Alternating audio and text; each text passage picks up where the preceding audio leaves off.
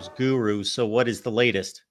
You can go over and check out a lot of recruiting stuff right now, articles on the commits that have joined recently, get some analysis on that, a film room series looking at versatility of pass rushers and cornerbacks, going through all 22, looking at ways that you can potentially incorporate your corners and maximize all of your pass rushers and passing down. So encourage you to check that out on the website, gophersguru.com.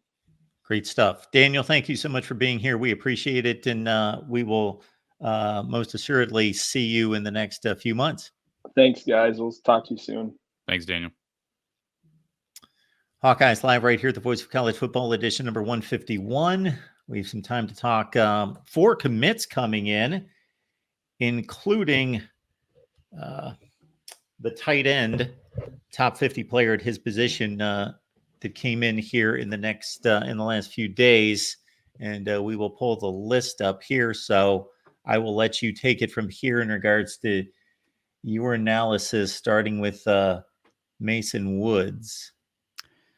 Well, my analysis on Mason Woods is I think Hawkeye fans should breathe a big sigh of relief. Obviously, a really talented player, son of LeVar Woods, Iowa special teams coordinator. But there was some question whether this was not like some automatic thing that he was going to commit to Iowa. And the fact that he did, even before the official visit weekend, is obviously great news. LeVar Woods, let's not forget, did interview with Tampa Bay during the offseason. So that was an indication that perhaps he was looking to go elsewhere. And I was told on good authority that had Mason Woods not made this decision, I think it sounded like it was likely LeVar Woods would not have been here for the next 2 to 3 years. Now, maybe he'll end up going somewhere else anyways, but I would think this helps the cause immensely. And this is a versatile kid. You would expect nothing less from LeVar Woods' son. I don't have his offer list pulled up, Mark. I'm sure you have it 247 up there on the screen.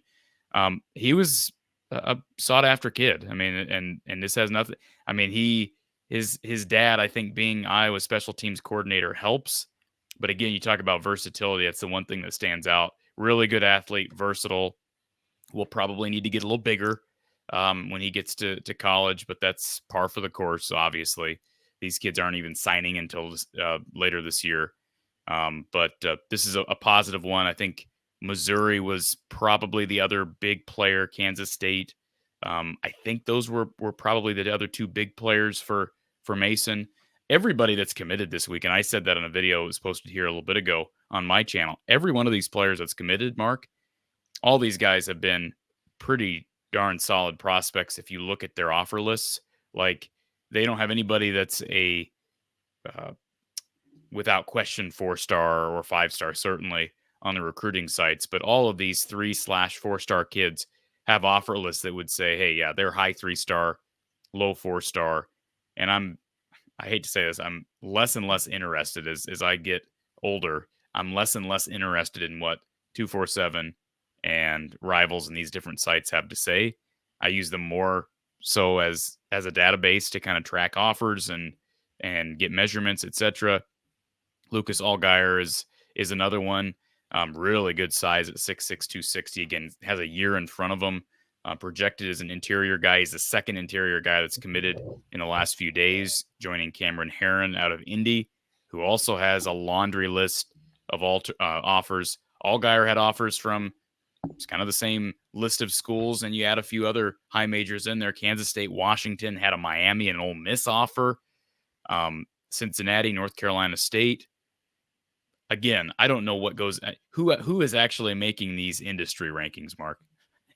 Who's actually coming up with whether these guys are 3 or 4 stars? I'm assuming they base that upon their composite rating and their national ranking, I guess.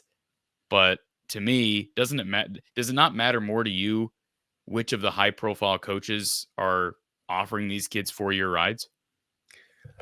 So this is quite the conversation here, and we really got into it on our USC show this week. So I'm a defender of not the individual rankings, but the team rankings. And the closer you get to the top, the more accurate they are. Now, whether Iowa comes home with the 25th class or the 35th class probably means absolutely nothing at that point. But the number 3 class in the country versus the number 13 class in the country, that's significant. Now, when we look at particular players, I had this conversation with Tom Luganbill of ESPN about a year ago, and because he's the director of recruiting at ESPN, and he gave some insight into how the process works. There's an evaluator or two assigned to that particular region. There for that player, and then there might be somebody else who's more dedicated to that more specific locale.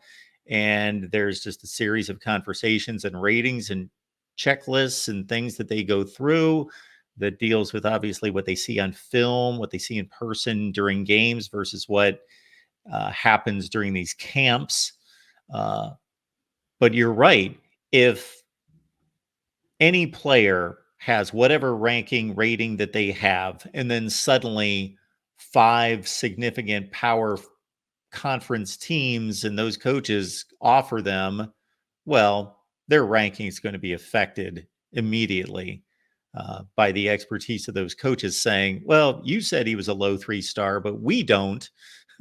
And therefore we're going after him. So suddenly you receive 4 offers from North Carolina, Kansas State, UCLA, and Iowa, and suddenly the ranking goes up, not based on their evaluation, but based on their respect for what the coaches have to say.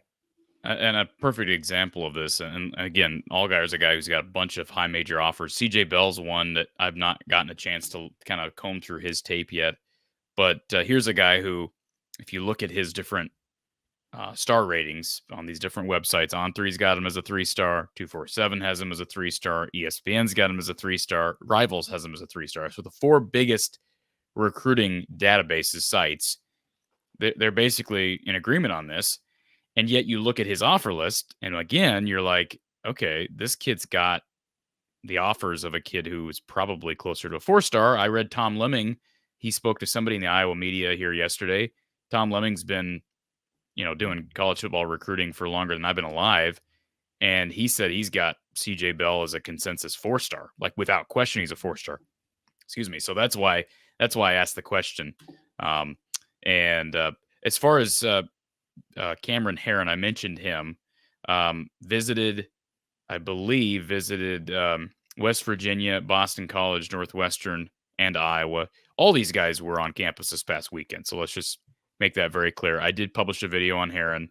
I made the comment I could see him playing on either side of the ball just because his level of aggression is really impressive. I could see him at 6'4", 275, eventually being a defensive lineman. Really good feet for a guy his size. Works off his assignment nicely, responds quickly. Good ad. He was highly coveted. Another guy who's probably underranked. Mentioned CJ Bell. Tom Lemming thinks he's a 4-star. I think that's based on his list, Mark. CJ Bell's had offers. Listen to this list. He had offers from Iowa, Rutgers, Boston College, Penn State. I believe he had, let me pull this up here. He had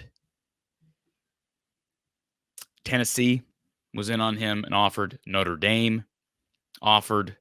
I believe Wisconsin offered. Minnesota, North Carolina State, Maryland. Pretty darn good offer list. And if you're winning those battles, if you're Iowa, if you're an Iowa fan, you ought to be happy because Iowa's not really prioritizing the kids that are getting, with the exception being guys like Epinesa, the younger Epinesa, who's a 5-star and wanted by everybody, and I was desperately trying to get him, or a guy like Proctor or Wampa. I mean, you're going to have those homebred kids, guys with a connection, Kyler Casper, guys with connections to the programs. They're going to go after those 4- and 5-star kids. But in general, most of who Iowa targets are going to be the 3-star kids that are either maybe closer to 2-star status and just severely, almost criminally overlooked, or the quote-unquote 3-star kids who probably should be 4-star kids, and then you're battling with like programs like a Kansas State and Wisconsin. I mean, how many of these recruits that Iowa battles have an offer from Wisconsin? Almost every one of them. So that's where you're at. And Iowa's, they seem to be winning the battle, right? I mean, they're almost full in this 25 class. They seem to be winning those battles. I guess I'd be curious to go through. I don't follow recruiting enough to be able to tell you off the top of my head. I'd be curious to go through Wisconsin's commitments. First of all, see how many commits they have and see how many of their commits had Iowa offers. And maybe, you just don't hear about them as much because they kind of fell off the radar a while back. And I said this on my video I published today. Just because a guy had an offer from a Penn State, from a Miami, Florida, doesn't mean that offer was still standing at his time of decision.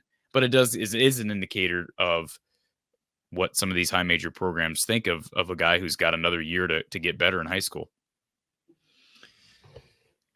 And also understand, and I don't know that the serious college football fan that doesn't pay much attention to recruiting, so they love the sport, they watch a ton of football, but they don't pay much attention to recruiting except for the rankings and so forth, really understand this, that take the top 3 or 4 schools that recruit out of their minds out of the mix and even go to like still in the top 10 and then down from there. And those recruiting classes are pretty substantial in the 3-star range. You take somebody like Penn State or Notre Dame, and I would say that they have slightly more 4 stars than 3 stars, but not by much. And then once you get to Iowa, Kansas State, etc., Wisconsin, Michigan State, Missouri, then I would say, what would you think the ratio is? More like probably 3-2, 3-star over 4-star. So there are a lot of really good 3-star players out there. And 3-star has somehow become this nasty, bad word in recruiting when it's brought up. He's just a 3-star. Well, first of all, let's understand. Yeah. That first of all, we got to understand that except for a couple teams in the country, you can almost take all the 5 stars right off the board. Just forget them. They pretty much go to about 5 places, mostly. So it's more about the rest of the players in the country after like your top 35 players. And once you get to that 3-star level, you're talking like 1,000 players, 1,200 players. So the variance of ability is wide.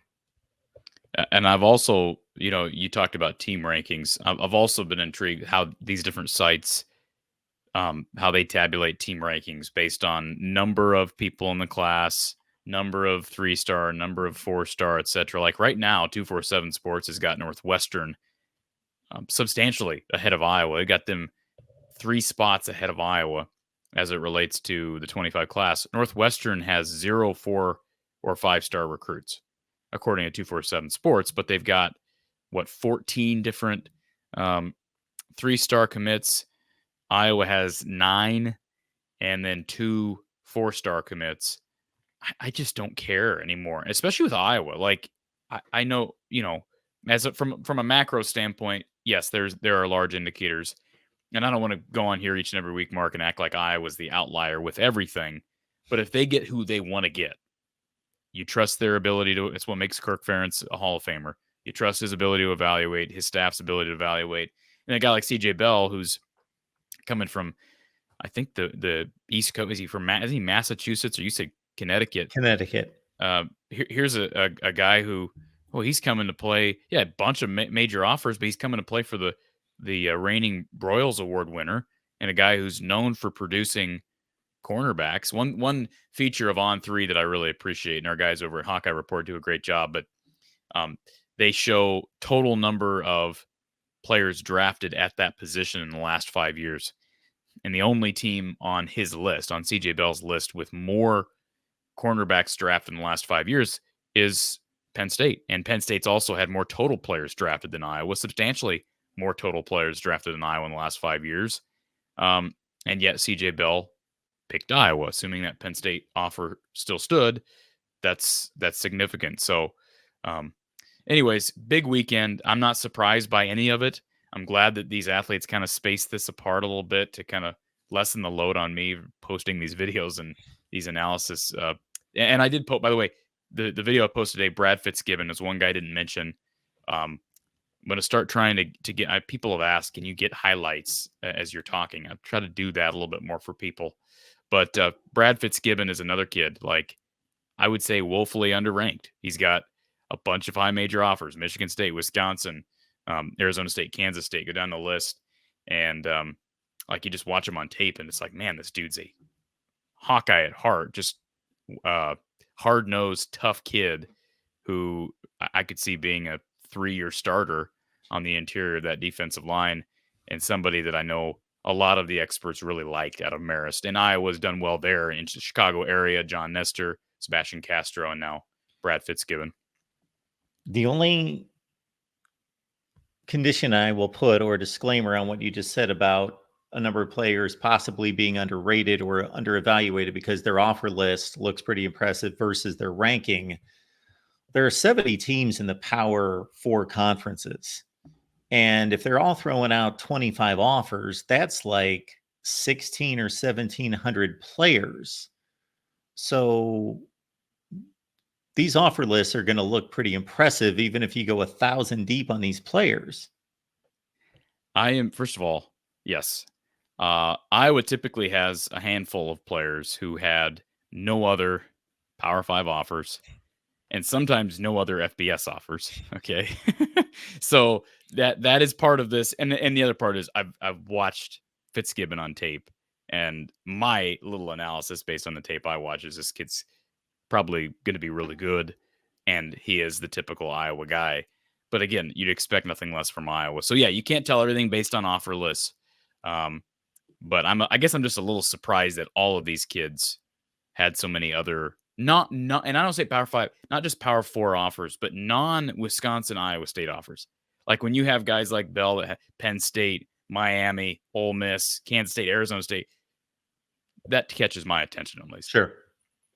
And again, I'm not talking that that your evaluation is not legitimate. I'm just saying once you do the math on the offers versus the number of teams in the Power 4 conferences, that list is deep.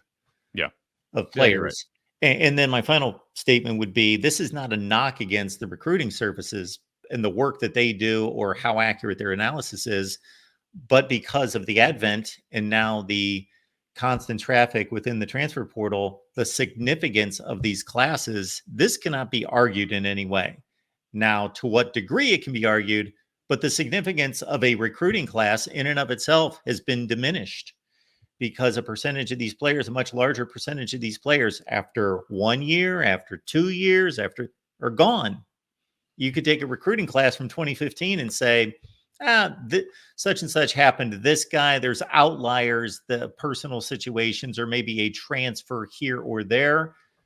But now you can substantially say 30, 40% of this class, I don't know, I'm just throwing out a number, is not going to be playing for any particular school 2 to 3 years from now. Therefore, the recruiting ranking in the class is not as important as it once was. Yeah, absolutely fair across the board. And hey, we're how many months away from? We're 6 months away from signing day. I mean, we could have a couple of these kids decommit. Iowa's still working on Nick Brooks.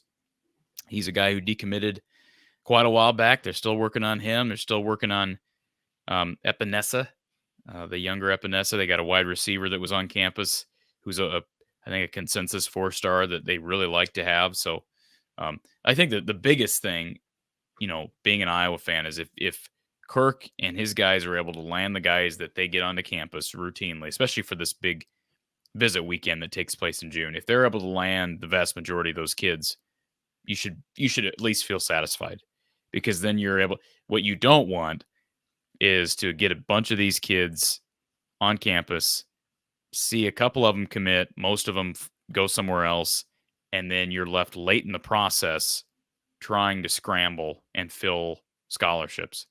And in general, like that's filling scholarships is not that hard to do, but can you fill the scholarships with the kids that you found early, that you found early in the evaluating process?